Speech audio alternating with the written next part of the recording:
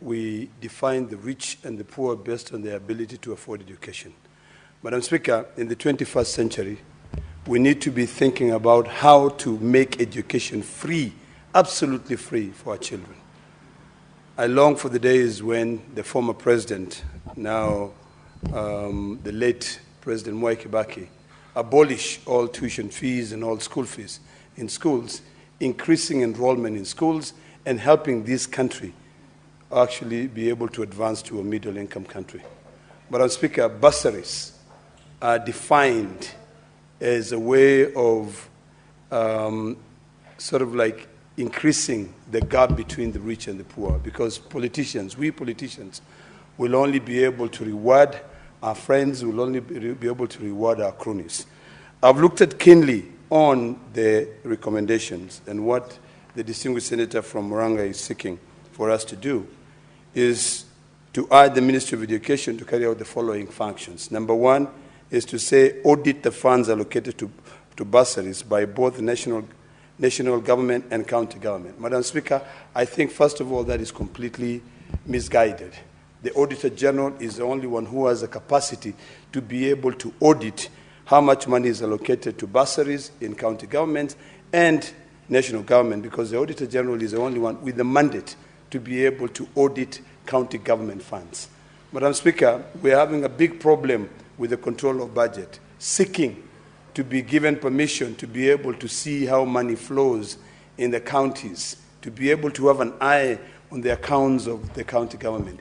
If the control of budget is not being given that ability to be able to scrutinize and see, who tells you that the Ministry of Education, which is a monster and a completely different, it's a national government entity, will be given the permission by the county government to be able to edit that? So I think that is completely misguided. Number two, Madam Speaker, consolidate the funds distributed by various government entities and agencies with the aim of directing these funds directly to schools as supplementary capitation to facilitate the achievement of free secondary education. Madam Speaker, that is completely misguided.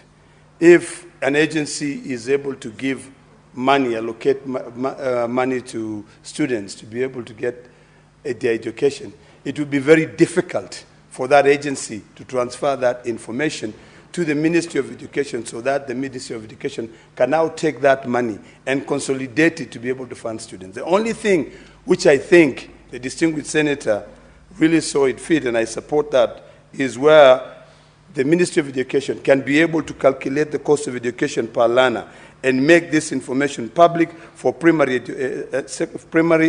secondary, and tertiary institutions. Madam Speaker, currently, if you try to do an average, it costs about a maximum of 20,000 shillings a year for a child to be able to get their primary education.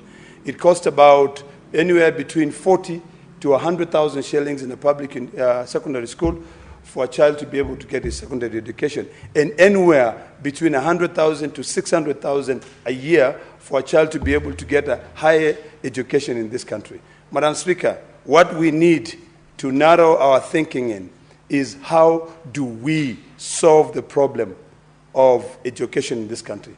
We need to borrow the script from the late president on how he abolished, school fees and tuition from our schools to ensure that our children get basic education, get free education. That is what we need to be asking ourselves. We need to be comparing. We need to carry out comparative analysis, look at other countries. Look at the United States as an example. And I know some people would say that's a developed country. No, it is not. It is not only developed, but there are other African countries that are beginning to say that we must prioritize basic education. Madam Speaker, we are currently allocating 656 billion shillings in education in this country. If we were to say there's no point of having this money in the CDF, there's no point of having this money elsewhere, we need to now ask ourselves, how is our system of education?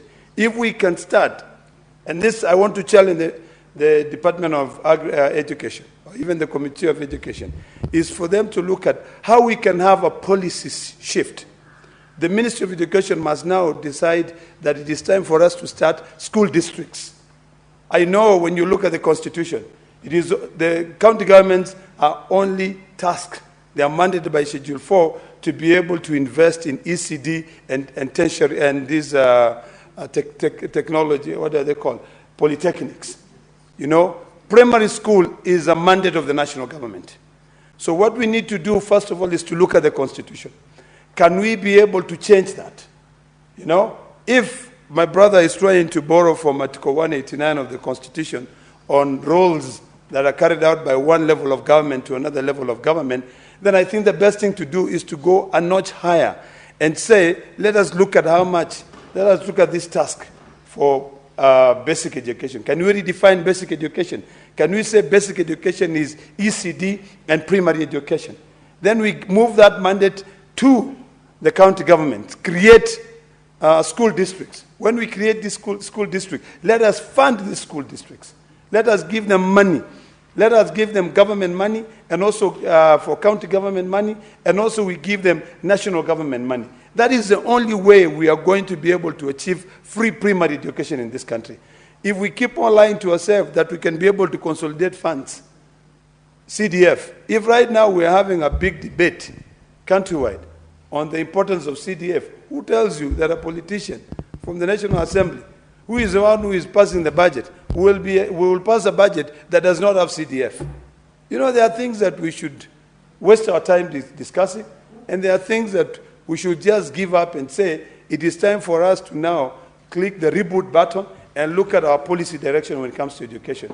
Are we able to change? You know, my argument is very simple. We are not going to be able to consolidate these bursaries. A motion in this House will not be able to be implemented because you will be fighting left, right, and center. The only way for us to be able to get a solution to, you know, narrowing the gap between the rich and the poor, between those who have and who do not have, when it comes to the issue of education, is for us to go back to the Constitution. You know, for us to be able to change the system of education that we have in this country. How we fund education in this country is very crucial. There was a time when in the Committee of Public Accounts and Investment, back then, Investment Committee, where we are questioning county governments. Why are they building secondary schools? Why are they building primary schools? Yet it is a mandate of the national government. And a governor will come and tell you, then, if the national government does not want to build, what am I going to do? And the national government does not want to build back then because it was who you know, who is in the government.